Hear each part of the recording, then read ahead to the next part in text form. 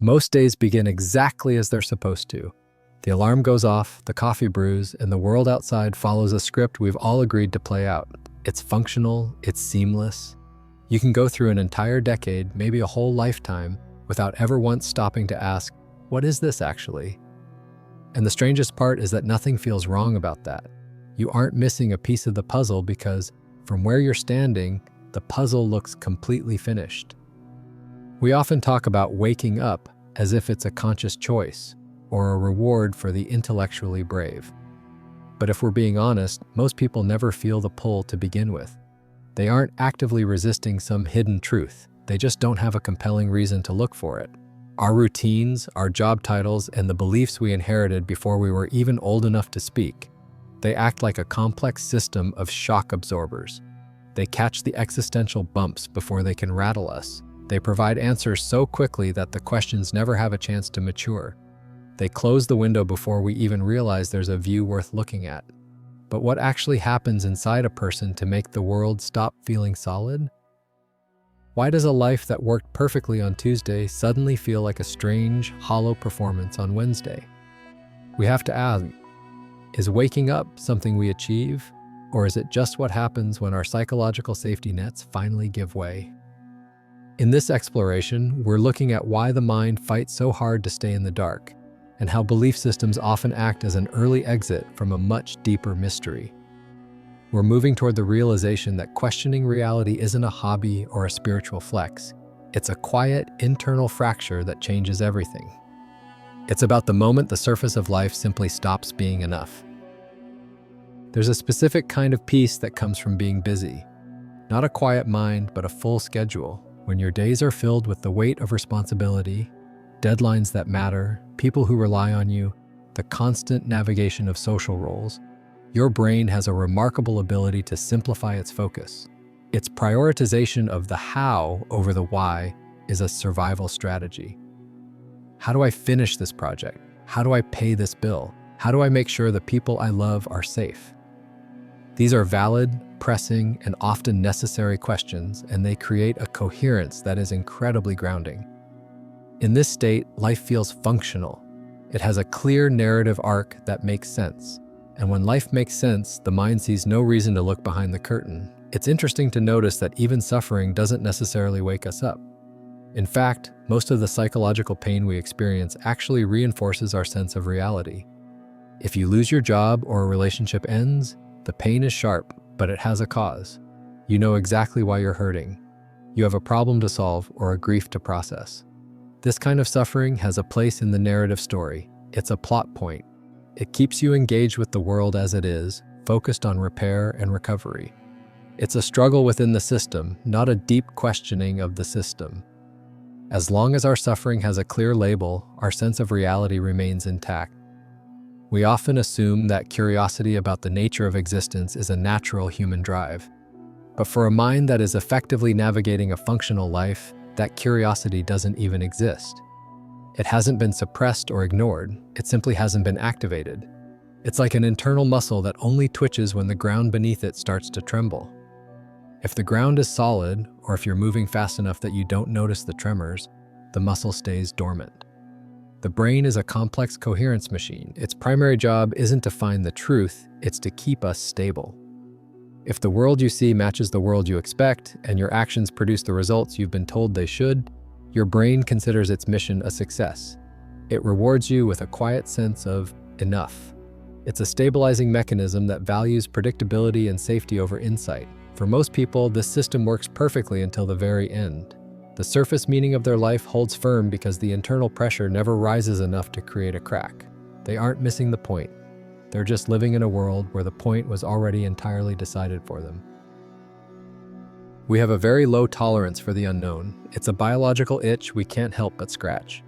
As a species, we are wired to find patterns, to categorize, and to explain away anything that feels like a void. This is where belief systems come in. And I don't just mean religion. I'm talking about any overarching ideology, any political stance, or even any social narrative that tells you exactly how the world works and what your place in it should be. These systems aren't necessarily grand deceptions designed to keep us in the dark. In many ways, they are a form of collective kindness. They act as a psychological rest stop, a place where the mind can finally set down the heavy burden of not knowing.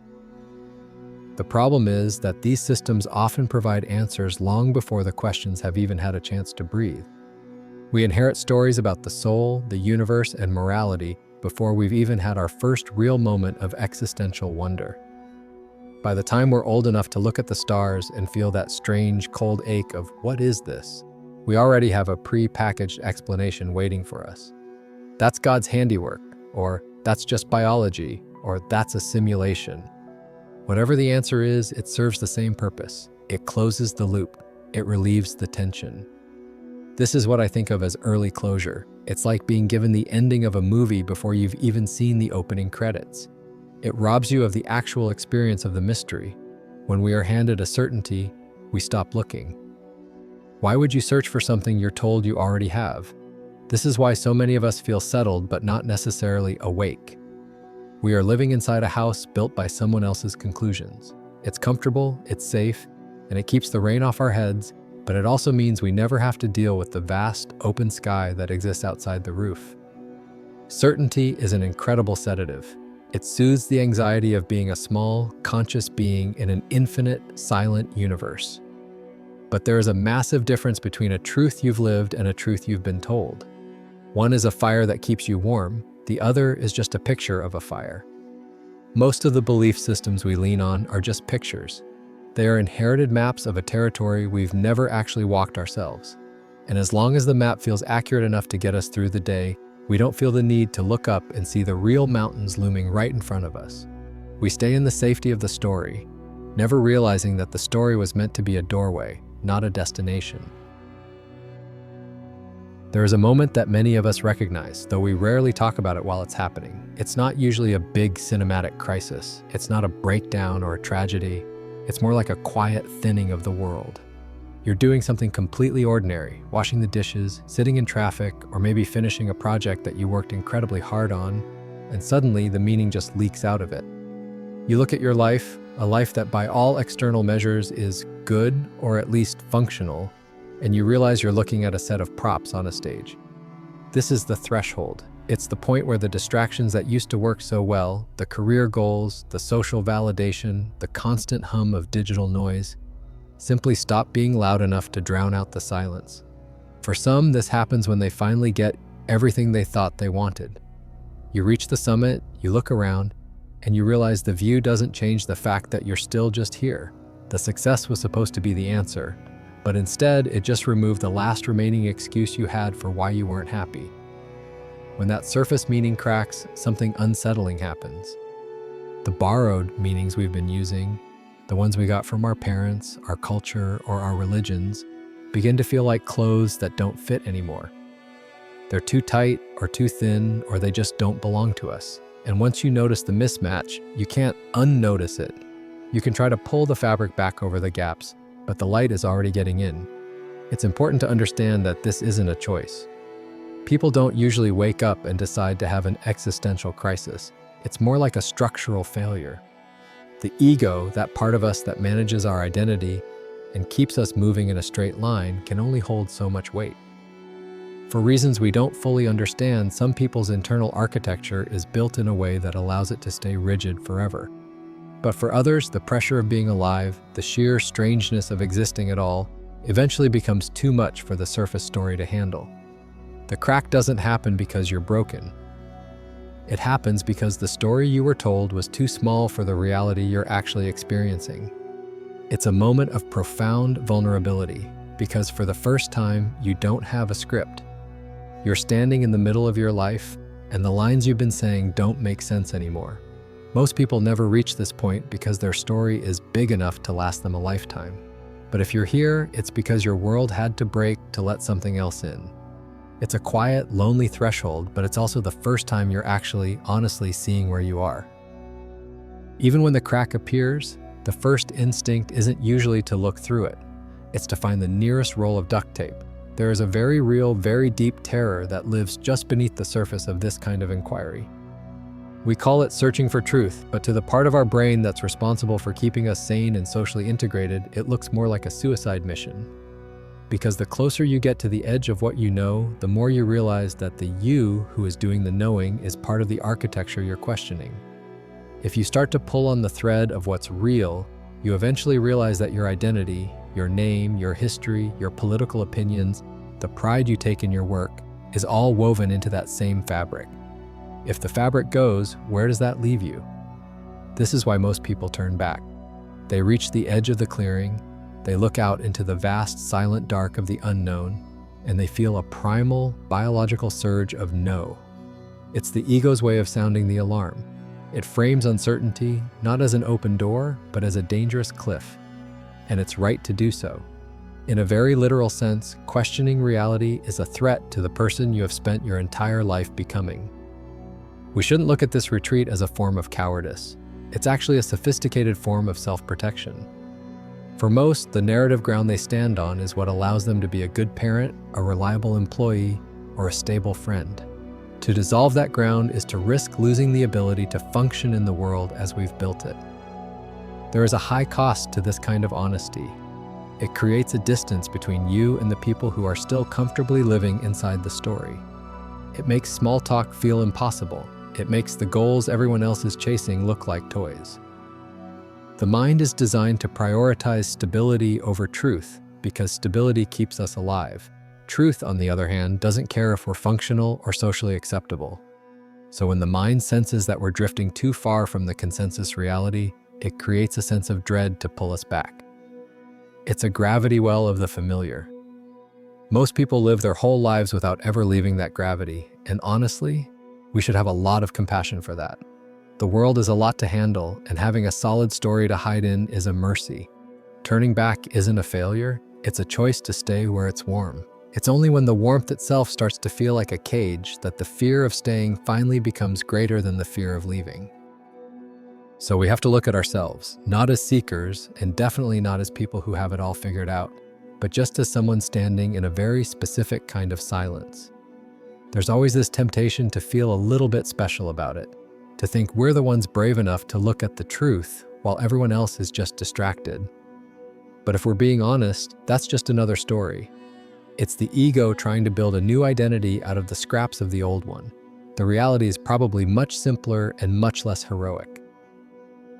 Waking up isn't some universal human requirement. It's not the final exam of the human experience. For the vast majority of people, the ordinary story of life is completely enough. It provides plenty of meaning, connection, and direction to carry them from start to finish with a genuine sense of wholeness. And there's something genuinely okay about that. There's no reason to wake someone up who is having a perfectly good dream, especially when that dream is what allows them to show up for their kids, their friends, and their community. The divide isn't between the wise and the ignorant, it's just a difference in internal pressure.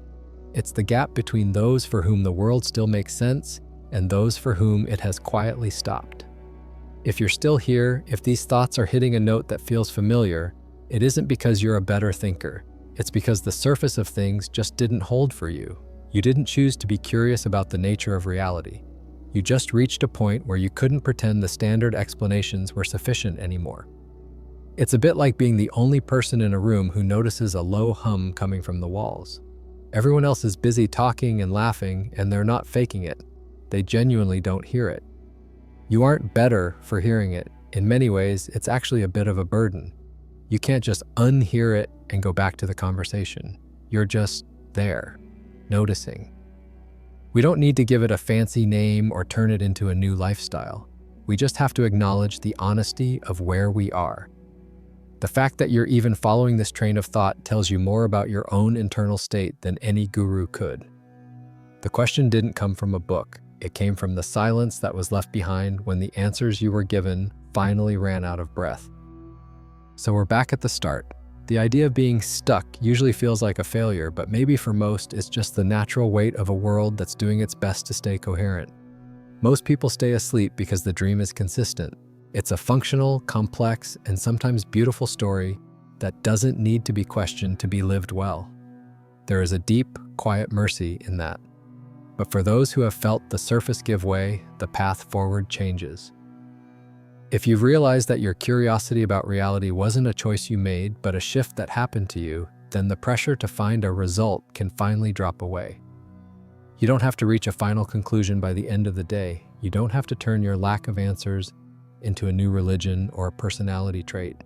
Maybe awakening isn't about arriving anywhere. Maybe it's just the moment when the world stops being a script you're reading and starts being a space you're actually standing in.